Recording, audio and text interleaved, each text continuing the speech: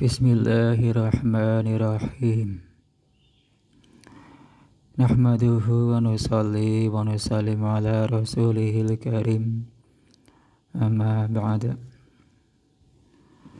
Teman-teman yang dimuliakan Allah Subhanahu wa ta'ala, ini adalah kitab Fathul Bari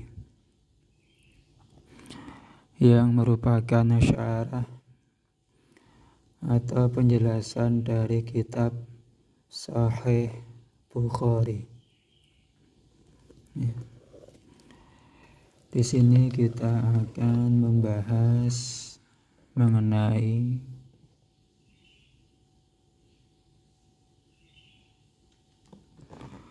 masalah wudhu. Masalah wudhu. Yang ini ya, kita baca. Hadatsana Yahya bin Bukairin qala hadatsana al-Laitsu an Khalidin an Sa'id bin Abi Hilalin an Nu'aymin al-Mujmiri qala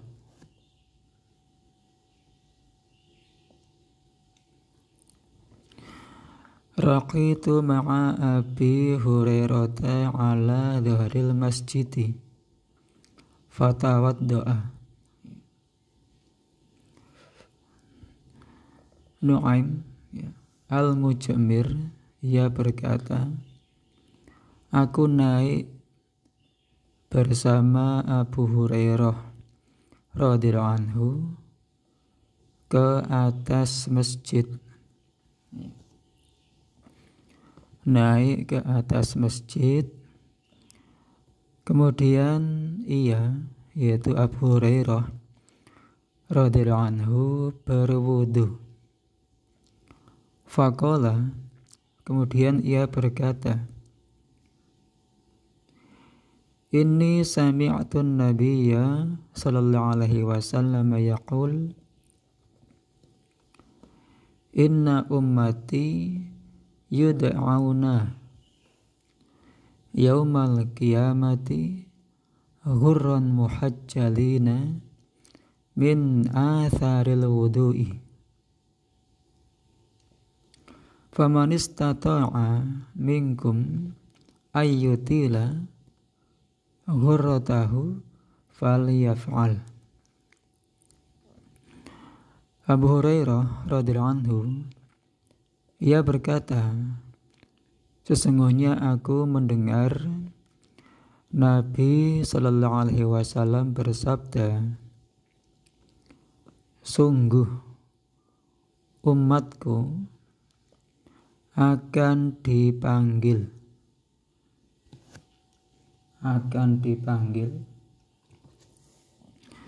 pada hari kiamat dengan ghurran muhajjalin, akan dipanggil dengan ghurran muhajjalin, yang bercahaya.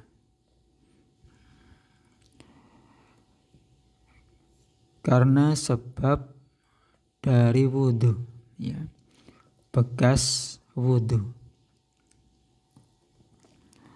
Maka siapa saja yang mampu dari kalian untuk memanjangkan cahayanya, memanjangkan bekas wudunya, ya, memanjangkan membasuh wudunya, maka lakukanlah. Ya. Jadi nanti di hari kiamat kita, ya, umat Muhammad sallallahu alaihi wasallam akan dipanggil dengan sebutan ghurran muhajjalin. Ya, akan dipanggil dengan sebutan ghurran muhajjalin dikarenakan dalam diri kita terdapat cahaya. Cahaya yang ada di wajah kita cahaya yang ada di kedua tangan dan kedua kaki kita disebabkan bekas wudhu. Ya, disebabkan bekas wudhu. Otomatis ya ini berlaku bagi kita yang senang wudhu. Artinya mau sholat wudhu, mau baca Quran wudhu. Bahkan paling bagus selalu memelihara wudhu. Begitu batal wudhu, ya. Jangan sampai enggak wudhu, ya. Jangan sampai enggak wudhu. Kalau enggak wudhu, berarti ya enggak ada cahaya. Kalau enggak ada cahaya, maka bagaimana bisa dikenali? Ya, maka kita jaga wudhu kita jaga sholat kita, sehingga kita senantiasa akan wudhu. Kalau mau sholat kan wudhu, ya.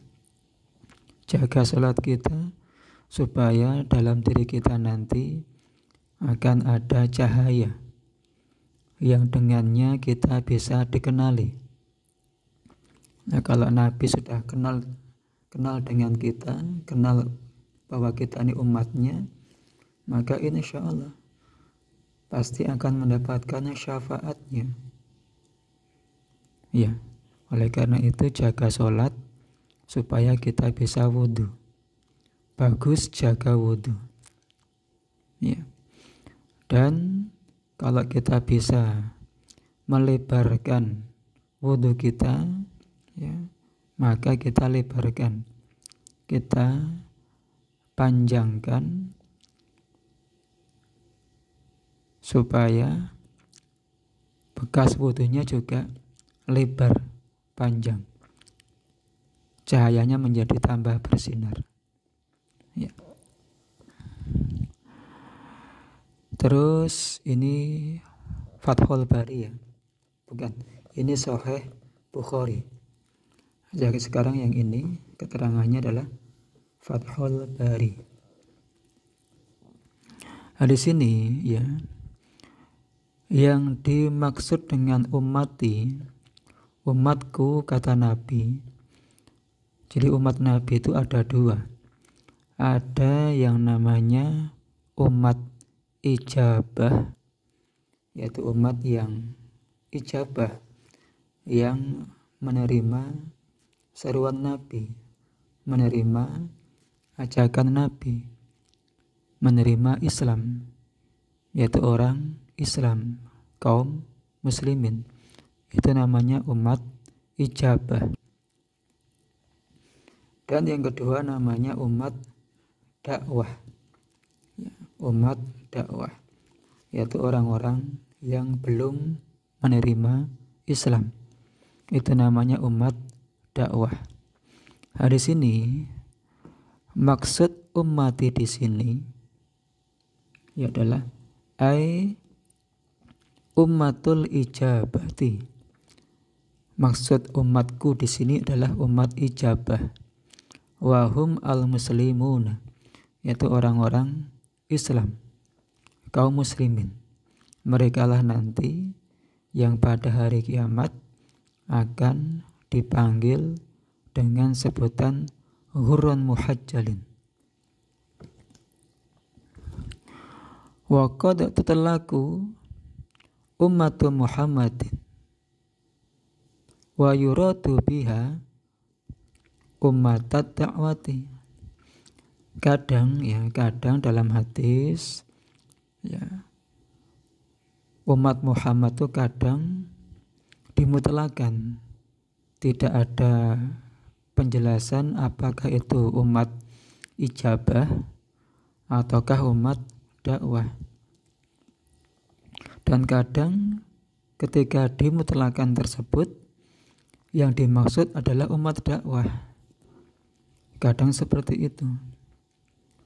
Nah, di sini dimutlakan juga inna ummati, mutlak umatku kata Nabi, tidak ada penjelasan apakah itu umat ijabah atau umat dakwah. Namun di sini walaupun kadang ada yang dimaksud dengan umat Muhammad itu adalah umat dakwah, namun di sini walaisat muradatan huna. Namun di sini yang dimaksud dengan umatku di sini adalah umat ijabah, bukan umat dakwah. Ya, yaitu orang Islam saja. Yud'auna bi dhammi awalihi, dengan dhammah awalnya, ayunaduna, yusamuna, akan dipanggil, ya. Akan dipanggil, akan diberi nama dengan ghurran muhajjalin. Kemudian penjelasan mengenai ghurran. Apa itu ghurran? Wa aslul ghurrati lum'atun baydha'un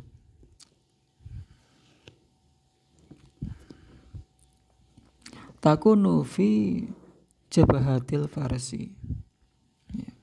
Ya, namanya ghurrah itu arti aslinya adalah sesuatu yang putih, bintik-bintik putih, delemok putih, ya, keputih-putihan yang ada di dahinya kuda, ya. Dahi kuda ada putih-putihnya, ya. Itu namanya ghurrah, ya. Thumma ustu'milat fil jamali wa syuhrati wa tibi dzikri. Nah, kemudian kata-kata ghurrah itu digunakan untuk hal-hal yang baik, hal-hal yang bagus, yang masyhur, hal-hal yang baik penyebutannya. Wal muradu biha huna an-nuru. Dan yang dimaksud dengan ghurrah di sini dalam hadis ini adalah nur, cahaya. Al-kainu fi wujuhi ummati Muhammadin sallallahu alaihi wasallam, yaitu cahaya yang ada di wajah-wajah umat Muhammad sallallahu alaihi wasallam. Jadi umat Muhammad sallallahu alaihi wasallam nanti di hari kiamat dipanggil dengan ghurrah, dengan ghurran, itu dikarenakan di wajah-wajah mereka terdapat nur, terdapat cahaya, yaitu ya karena dari bekas wudunya, karena mereka sering berwudu, wudu untuk sholat, wudu untuk baca Quran, wudu untuk selalu senantiasa dalam keadaan suci, sehingga wajah-wajah mereka bercahaya. Karena wajah mereka bercahaya dipanggil dengan ghurran, orang yang wajahnya bercahaya, ya. Terus muhajjalin, wa huwa bayadun yakunu fi thalathi qawaima min qawaimal farsi.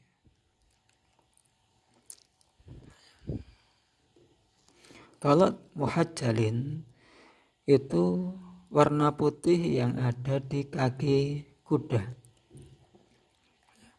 warna putih yang ada di kaki kuda. Wal muradu bihi huna aidun an-nuru. Yang dimaksud dengan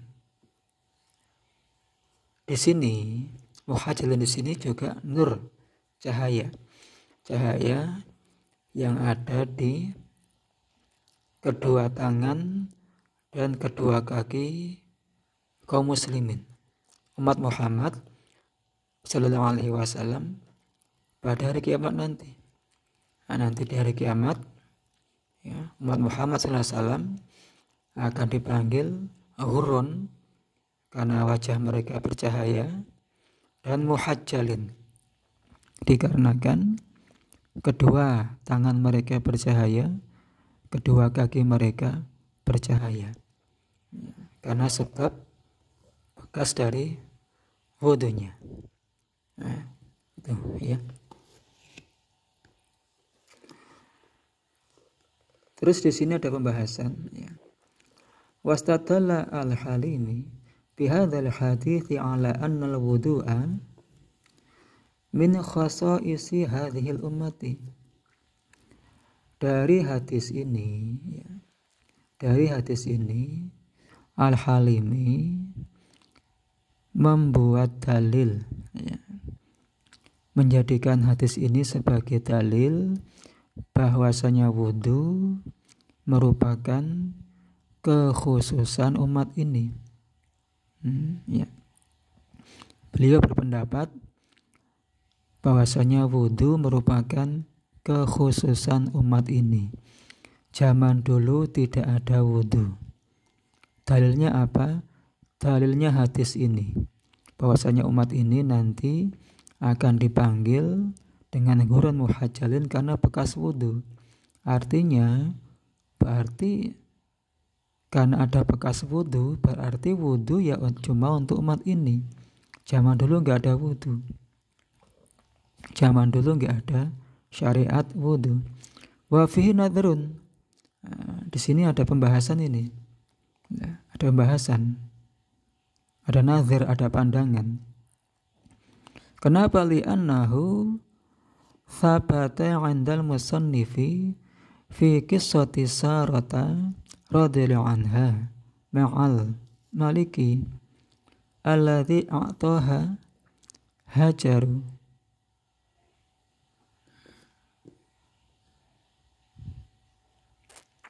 Hajaro ya.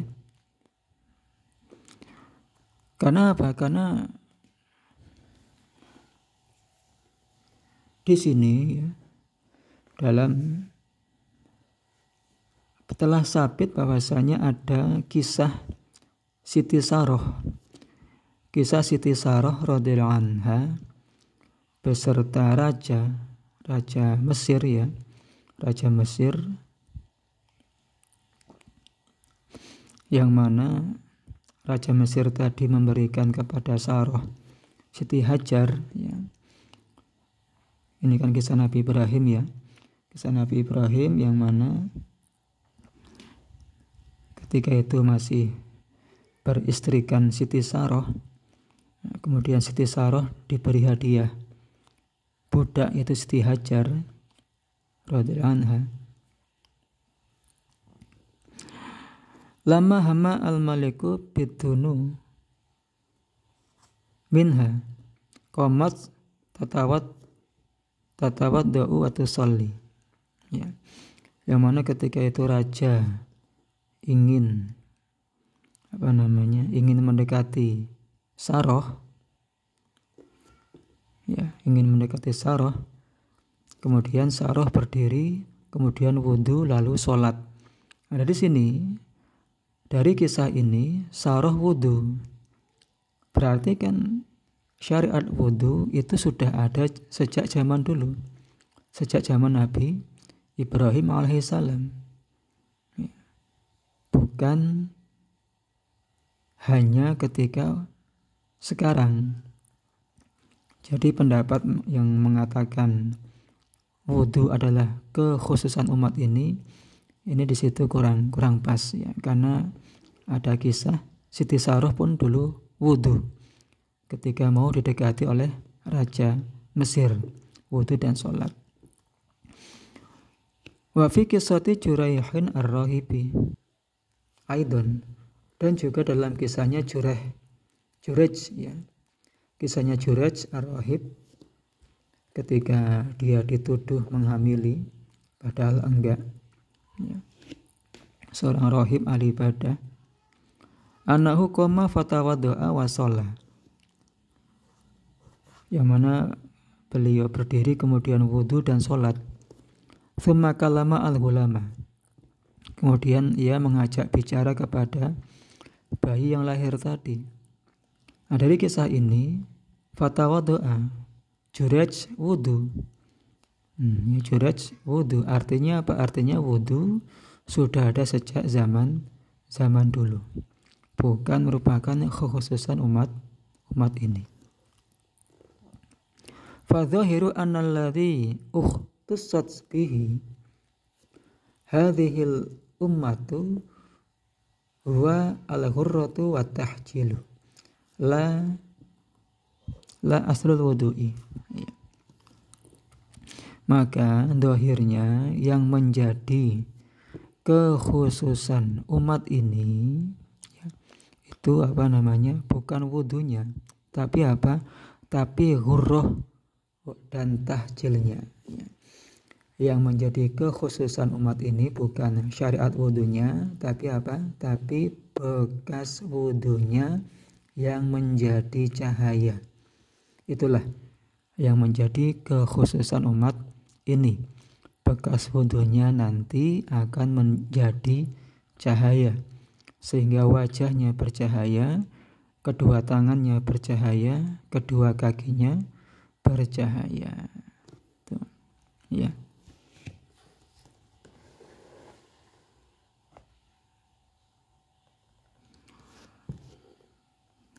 Nah, terus sekarang ini. Faman istata'a minkum ayyutila ghurratahu falyaf'al. Maka siapa saja di antara kalian yang bisa memanjangkan ghurrahnya, bisa memanjangkan cahayanya, bekas wudunya, maka lakukanlah. Ayfal yatul al-ghurrata wa tahjila. Panjangkanlah ghurrah dan tahjil. Nah, sekarang sampai mana berarti? Sampai mana kita dianjurkan untuk memanjangkan basuhan wudhu kita? Sampai mana? Di sini ada. Waqtalafa al-ulama'u fil qadri al-mustahabbi minat tatwili fit tahjili. Ulama berbeda pendapat mengenai ukuran yang mustahab, ukuran yang disunahkan untuk memanjangkan dalam hal tahjil, dalam hal membasuh tangan dan kaki. Sampai mana sebetulnya yang disunahkan untuk memanjangkan itu? Faqila illal mankabi warukbati. Satu pendapat mengatakan dipanjangkan kalau tangan sampai bahu, Kalau tangan sampai bahu, kalau kaki basuhannya dipanjangkan sampai lutut. Kalau tangan sampai bahu, kaki sampai lutut. Waqad thabata an Abi Hurairah riwayatan wa ru'yan. Nah, kalau ini telah sabit tetap, telah sabit tetap dari Abu Hurairah, baik secara riwayat diriwayatkan atau secara penglihatan, secara penglihatan.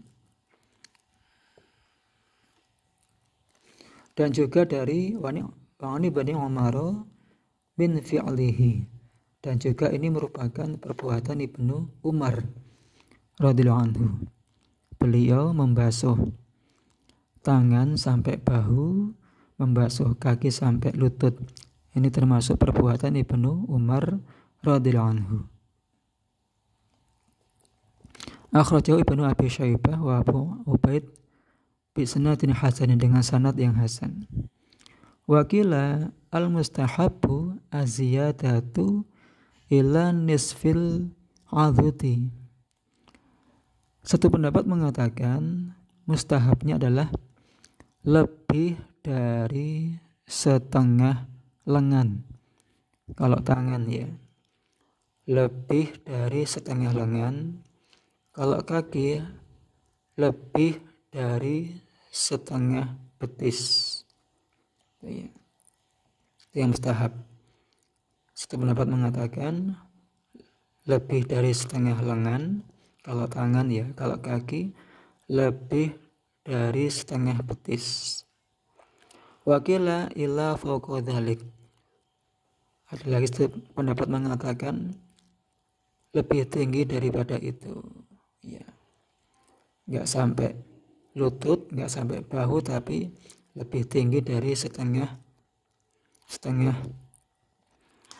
lengan dan setengah betis. Ya. Jadi ada 3 pendapat ya. Pendapat pertama mengatakan ini yang sabit ya dalam hadis dan juga merupakan pekerjaan Ibnu Umar radhiyallahu, yaitu sampai bahu ya kalau masuk tangan, kemudian kalau masuk kaki sampai lutut. Pendapat kedua mengatakan yang kedua sampai setengah lengan ya, sampai setengah lengan dan setengah betis ya. Kalau tangan sampai setengah lengan, kalau kaki sampai setengah betis. Pendapat ketiga mengatakan lebih daripada itu, lebih dari setengah lengan, lebih dari setengah betis. Itu ya. Inilah pentingnya kita ya berwudu ya. Maka bagaimana kita selalu menjaga wudu kita ya. Baik untuk sholat, untuk baca Quran, untuk apa saja. Bagus kita jaga wudu kita ya, supaya senantiasa dalam keadaan suci ya. Dan itu nanti akan menjadi cahaya bagi kita di hari kiamat nanti, sehingga mudah dikenali, sehingga akan dikenali sebagai umatnya Rasulullah sallallahu alaihi wasallam, sehingga insyaallah akan mendapatkan syafaat beliau. Insyaallah ya, semoga bermanfaat. Subhanallah wa bihamdi, subhanaka Allahumma wa bihamdika, asyhadu an la ilaha illa anta, astaghfiruka wa atubu ilaik.